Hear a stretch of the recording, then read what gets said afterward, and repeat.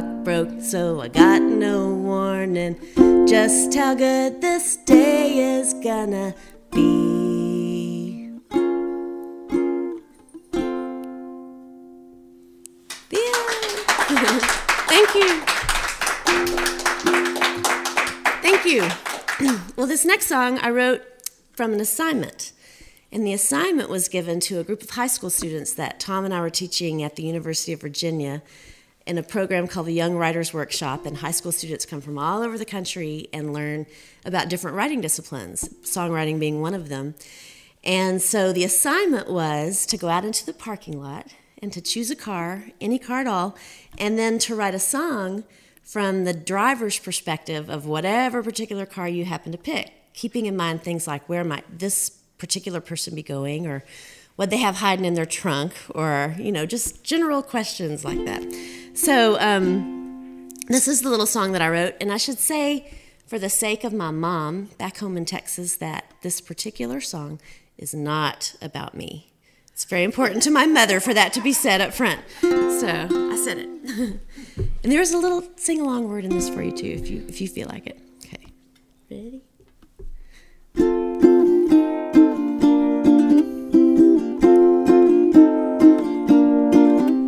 The sun's so bright, don't even care that I've been up all night.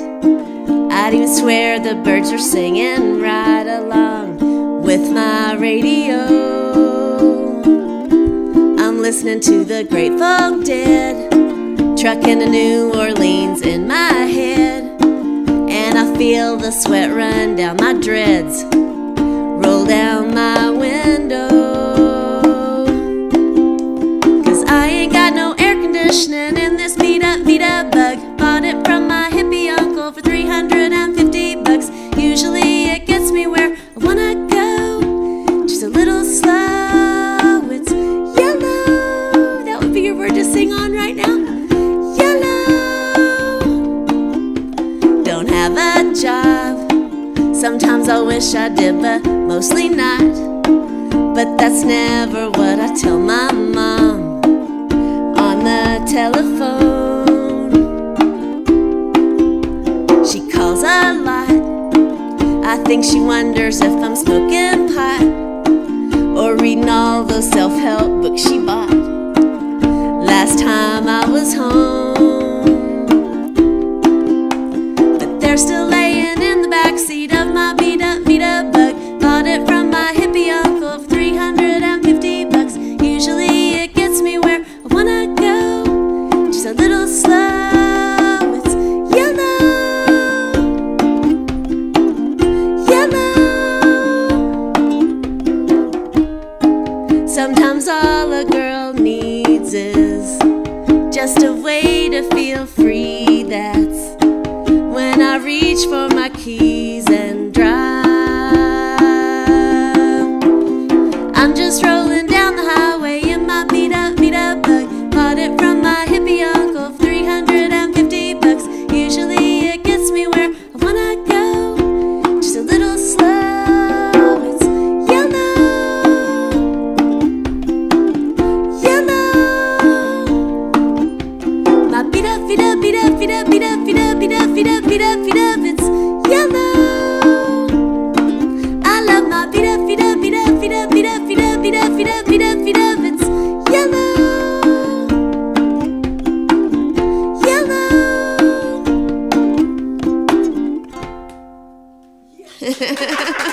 Thank you. So how did you come to doing music? Well, I kind of came to it around the back way. I sang in choirs as a kid. I did a little theater as a child and as a young adult. But by the time I got to college, I had pretty much decided that music wasn't going to be part of my life anymore, mainly because I grew up in a really small town and then went off to a really large school where the talent pool was just a lot larger than what I had grown up with. I'd grown up with, you know, myself and a couple of other little people in my town being the ones that did everything. Yeah. And then I went off to the school where everyone was equally talented, and I think it was just a little overwhelming to me. Little fish in a large pond. Exactly. Yeah. So I just put music away, put some other things that I was doing at the time away, and kind of tried to go a different direction. But it kept coming back to me. And it would come back to me at times when I needed it. And one of the times when I really needed it was when I was in the middle of a really bad marriage. And it kind of got into this place in it where I didn't see a way out, and I didn't see what was going to make anything any better. And I had a therapist actually say to me, in these words, she said, if you don't find something that makes you happy outside this marriage, you are going to die. And she said, I don't mean spiritually die or emotionally die. She said, I really think you're physically going to die. And it sounded so scary and so harsh that I really thought about it. And for about a month and a half, I thought, I don't know what that would be. I have no idea what that would be. And then somebody invited me to a house concert. And I went and sat on the front row of the house concert and cried through the whole thing and thought, this is what I'm supposed to be doing. Well, I grew up in Texas. My mother grew up in Virginia and moved to Texas when she was a junior in high school, met my dad her senior year in high school, and had me the year after that. So I grew up with this really young set of parents, and I ended up with a brother and a sister also. And one of the perks of being the oldest kid in this family was that when my parents would tell my brother and sister and me to all go to sleep at night, my dad would frequently wink at me or tap me on the shoulder as I was going down the hall to the bedroom, which basically meant as soon as your brother and sister have gone to sleep, if you pretend to be asleep, then you get to get up and watch the old movies with us on TV. So I would get to stay up late at night with my parents, like on school nights and everything, watching these old black and white films and learning all about this whole different side of love that I have yet to see in the real world. And but it was a very romantic way to grow up, and I would watch my parents dance around the living room while the credits rolled in the movies, and it was just a really sweet memory for me. And I kind of wrote this song thinking about all of that. It's called Jimmy Stewart. Let's see.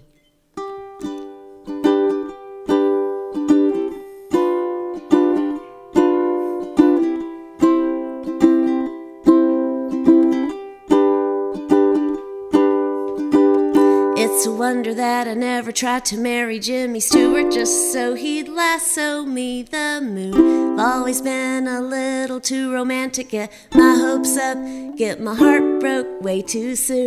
Life's never quite as happy as they make it in the movies, even though I wish it were that way. Don't you ever want to ride off in the sunset? A girl can dream, that's all I'm trying to say.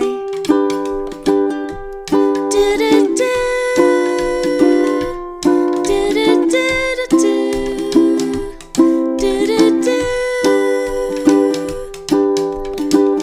Then again, there's John Wayne and Maureen O'Hara, and the time he dragged her by the hair. She hollered like she didn't like it, but I saw her smile. Love's a complicated affair. Some days I really want to be the girl that thinks she's leaving, just to hear the boy beg her to stay. Maureen O'Hara needed John Wayne to fight for her. I need you, that's all I'm trying to say. Do-do-do.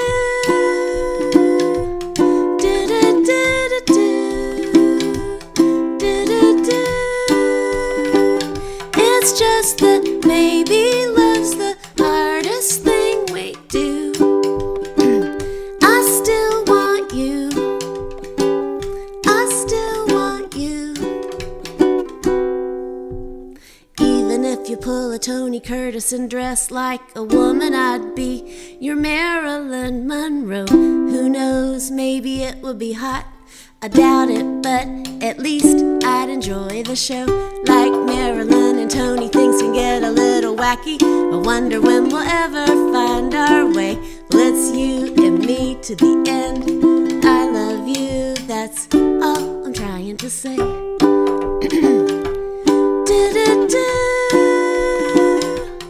Do-do-do-do-do.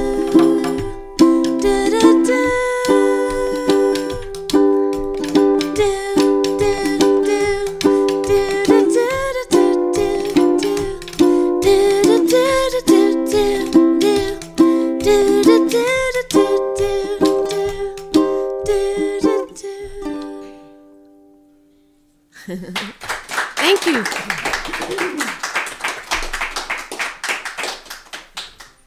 I'm going to switch over. Just slightly larger guitar. Well, I have 2 daughters back home in Texas that when I started doing this were 4 and in my belly. And the first time I went to the Kerrville Folk Festival, I was 9 months pregnant. And I went to the song school because I was really determined that I wanted to learn to be a songwriter, learn to be a better songwriter. And so my youngest daughter kind of feels like she was born a week after the festival ended. And she kind of feels like she owns that place, like she was born there, and that's her home turf. And she walks in and just expects everyone to say, "Welcome home, Hannah." And they do. So it's good for her. And my oldest daughter is this very, very shy, quiet, cautious girl who would rather be a fly on the wall than to be noticed by anyone. And she was a freshman in high school last year, and it was really hard watching her struggle through that year and watching her try to find her place and not really knowing how she was going to do that without a little help, and knowing that I couldn't be that help. It was hard, so I wrote a song for her.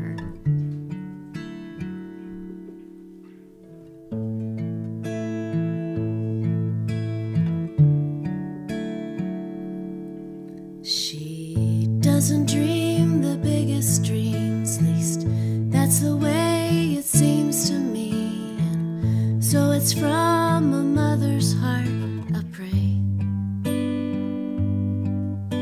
She needs a little miracle, just a little miracle.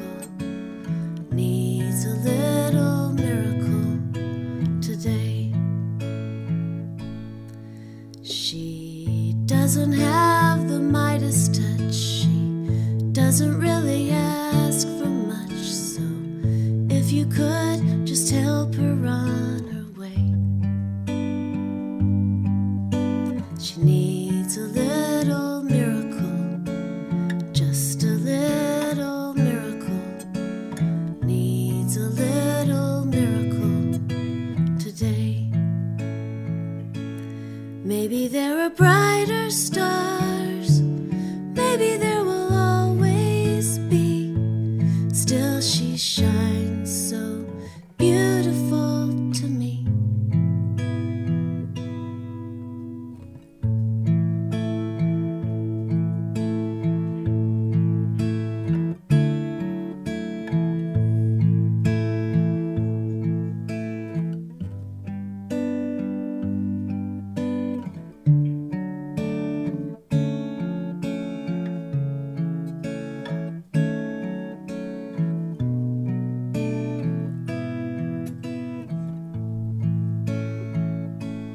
Maybe there are brighter stars, maybe there will always be. Still she shines so beautiful to me. So God, I hope you're listening. I love her more than anything. I guess that's really all I wanna say. She needs a little miracle, just a little miracle. Needs a little miracle today. Needs a little miracle, just a little miracle.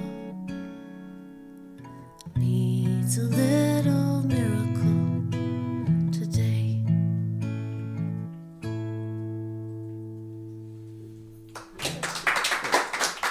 Thank you. And did you play guitar? Did you play any other instrument? I had written before. That's How do you write if you don't play? you can sing a melody, then you can Oh, write a not song. me, but yeah, go ahead. Yeah, no, I mean, but that's, you don't necessarily have to have an instrument to write. In fact, like when Tom and I sit down to write a song, a lot of times we start with the lyrics and no melody at all.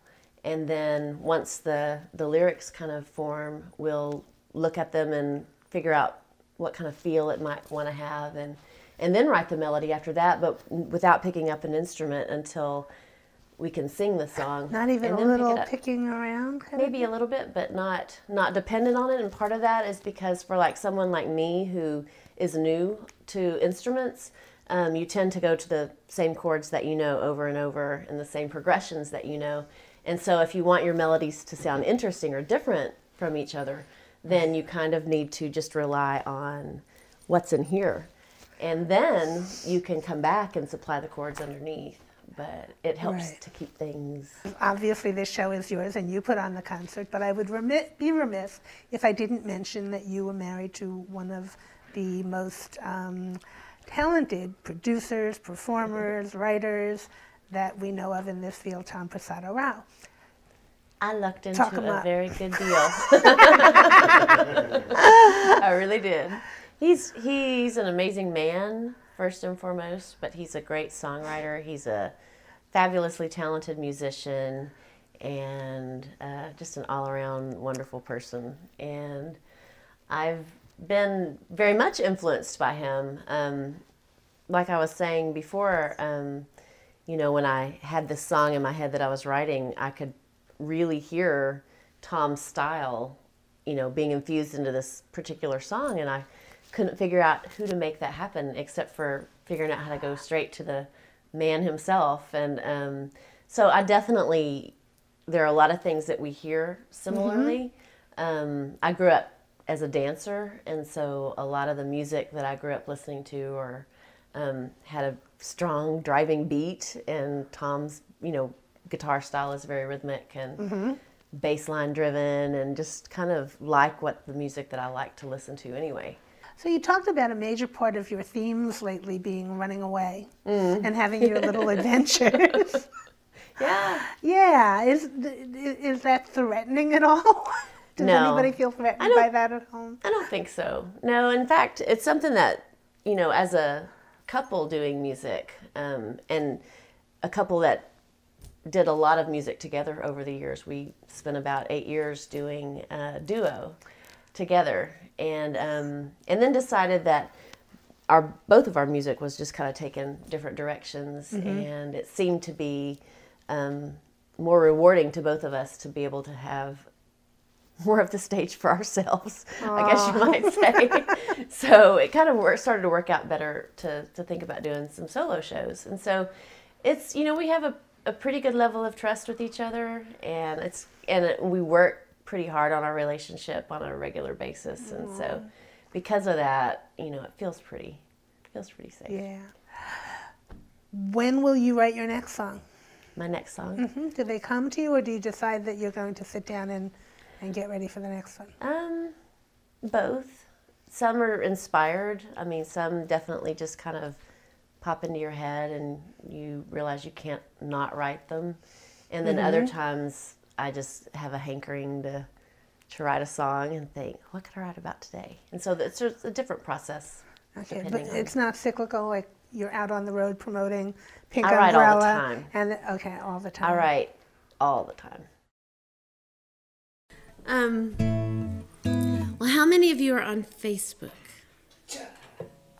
Everyone but one. You're the holdout. The Facebook holdout. I don't know how he doesn't have a cell phone. Well, I personally love Facebook, and the reason that I love it is because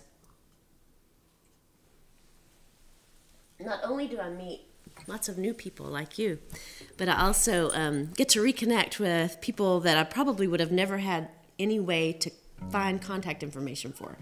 And it's just an easy, lazy way of getting in touch with people, which I kind of like. And one of the people that I found on Facebook was my old high school boyfriend, Jimbo, from Texas, who now lives in California. And we keep in touch a little bit here and there. He'll send me a note. Every once in a while we play a Scrabble game or something like that. And usually our contact ends with him reminding me of how terribly wrong I did him in high school. So I decided after one too many of these little conversations that maybe Jimbo needed a song. And poor Jimbo, this is what he got. Okay, here we go. I remember your old Camaro. It was loud and proud and fast as an arrow. When you drive up for dates, cussing your broken door, I'd shimmy through your window. My daddy would pace the floor. 'Cause I was 17 and a little bit scared to death of splendor in the grass and cigarettes on your breath, kissing in the backseat and going straight to hell till another fella came along and broke your spell. I went and left you for Jesus. It seemed like the right thing to do. I went and left you for Jesus, but always have more fun with you. I always have more fun with you. 'Cause Jesus didn't like to drink, Jesus didn't like to dance, never stayed out too late, and he wasn't big on romance. At least that's what the preacher said when you took me to the senior prom. But you brought me home early on account of the devil and my mom. I went and left you for Jesus. It seemed like the right thing to do. I went and left you for Jesus, but always have more fun with you. Always have more fun with you. So I'm sorry for those Bible verses I shoved down your throat, and I'm sorry for the sound that your heart made when it broke. 'Cause I went and left you for Jesus. It seemed like the right thing to do. I went and left you for Jesus, but always have more fun with you. Always have more fun with you.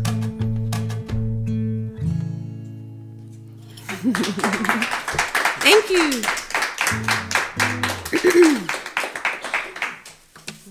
Switch back over here.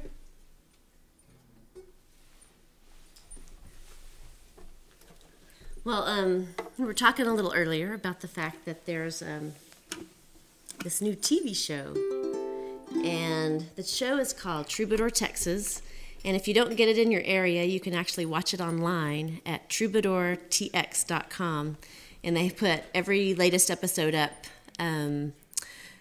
like the show's on a Saturday or Sunday, and then they put the episode up on Monday. So you can watch all the past episodes and then the latest episodes too. But my latest episodes were just recently shown, and it's very unnerving to watch yourself on TV in your living room and thinking, I'm not the only one watching this. This is kind of strange. But they've been following us around and bringing television cameras into the house, and I have one daughter that hides from them and one daughter that's roller skating with hats on through the living room, you know. So it's quite an interesting situation at my house with all of these cameras and things. But all that to say, this next little song is a song that had a lot to do with me being part of the show. They heard this song at a Folk Alliance conference and decided they liked it and wanted to have us on.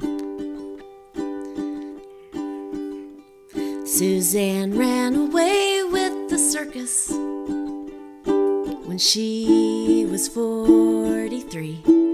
Misses her kids occasionally as she swings on her trapeze, but she doesn't miss washing dishes as she flies through the air.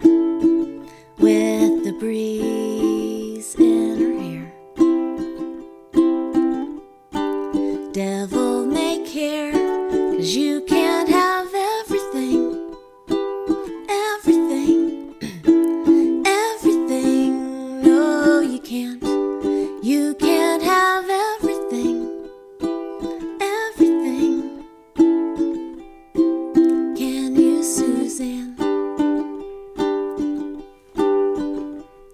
She fell pretty hard for a carny on the train to Cary, where she wished she wasn't married, just for a night, 'cause she couldn't resist when he kissed her just a little longer, just a little longer. She knew was right, but you can't have everything. Everything. Everything. No, you can't. You can't have everything. Everything.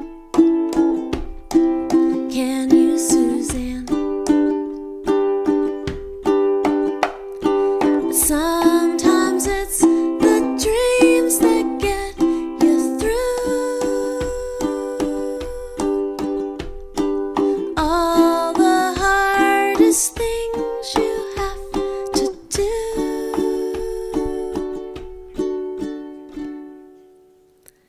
Suzanne came back home from the circus when she was 44, knowing she'd miss her family more.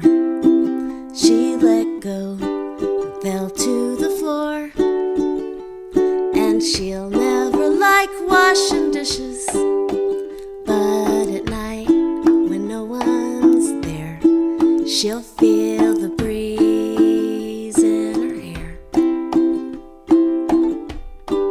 Devil may care, 'cause you can't have everything. Everything. Everything. No, you can't. You can't have everything. Everything. Can you, Suzanne? You can't have everything.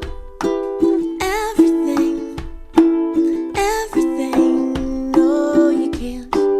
You can't have everything. Everything. Can you, Suzanne?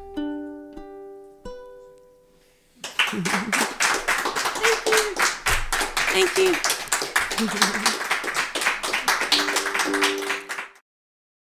So you were a Texas girl all around, I'm a Texas dancing, girl. singing. Were you a cheerleader?